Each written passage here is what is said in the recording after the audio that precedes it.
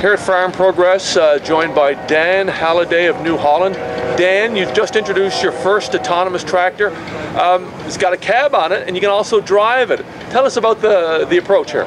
Yeah, no problem. Good morning, Bernard. Okay, so this is a concept tractor that we've actually unveiled at the show, the NH Drive, a T8 tractor. And I guess the key thing to say really is that this is a production tractor. The tractor you see here, the T8, is a Racine USA built tractor, and we basically put 4 systems on there. We can talk about a little bit later to make the tractor fully autonomous. You can see, because it's a production unit then, that there's a cab on the tractor, and this gives us the ultimate flexibility to allow the operator to jump in the cab, to hitch on implements, to perform those tasks around the yard where autonomy is pretty much impossible today, and likewise to drive down the public highway to get to the field if that's what's needed. Likewise, once the tractor gets to the site, or it can travel down private tracks, we can get the tractor to perform the autonomous task. In this case, and as the concept shows on YouTube on the video then, air seeding, perform the task fully autonomously, but that choice between with or without an operator is what's key. What's interesting here is it's basically a standard you're plugging into a standard tractor here.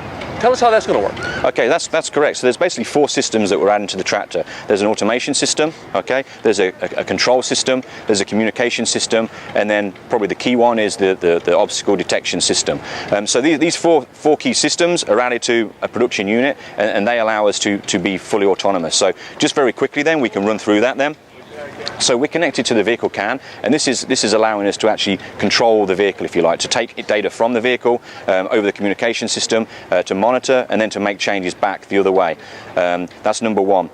Number 2, the communication system then, if you like.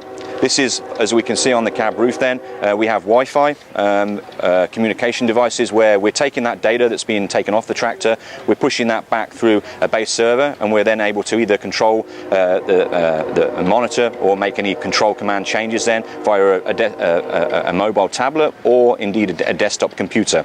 So that's key, the communication device.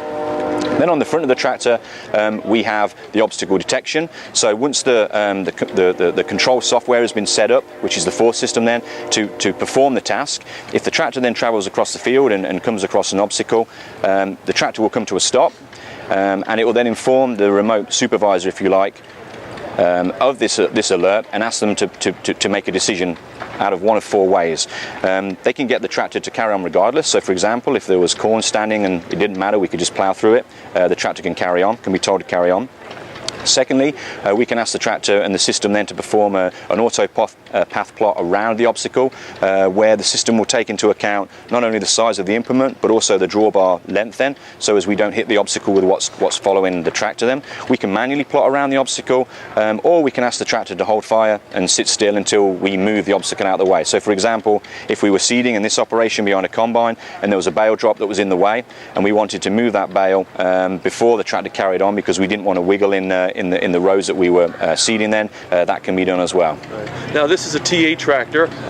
Any thoughts on the strategy of starting with a pretty large HP tractor? Yeah, absolutely. It's a great question. So in the past we've done a lot of work with our specialty tractors, our orchard vineyard tractors, and really looking at the more maintenance tasks in an orchard vineyard. So driving through the orchard then, if you like, mowing grass, performing spray operations and this kind of stuff. What we wanted to do with this concept, to reveal it to the world, is take on one of those more complex tasks. The seeding operation is probably one of the most important that within the production cycle, and we wanted to look at this and sort of prove that we have the technology there today to undertake this pretty complex task. So typically in the marketplace today, this type of combination is what's key, but the important thing is those 4 systems I talked about earlier, they can be fitted to a T7 tractor, a T8, a T9 tractor today. A final question for you, market. When does this come to market? How far are you away? What needs to be done? That's a great question. So there's 2 things really that we need to work on as an industry and obviously as a company. As I talked about, this is a pretty complex task that we've undertaken here, but there's a lot more work that needs to be done in the sensing and perception technology. So for example, if we want to move outside of this and we want to start performing more complex tasks, for example in the combine, we need to start thinking exactly about what the operator does in the cab, what changes, what he's making on a minute by minute or hour by hour basis throughout the day, and what he's monitoring. And this is key to the success in making sure that we can drive the tractor today. We've proved that we can do a seeding task, but we need to make sure that we can move on with the sensing and perception technology. That's the first piece. The second piece is the safety and litigation, if you like, paperwork that's being constructed now. So our lawyer community, if you like, and the industry is looking at what we need to adhere to in order to make this something that we can make commercially available, and we'll obviously watch this and monitor this pretty regularly and make sure that we follow what is ever asked of us, so as in the near future we can make this something that's real life and commercial. Well, Dan, an interesting concept. Thanks for your time, and we'll talk to you again, no doubt.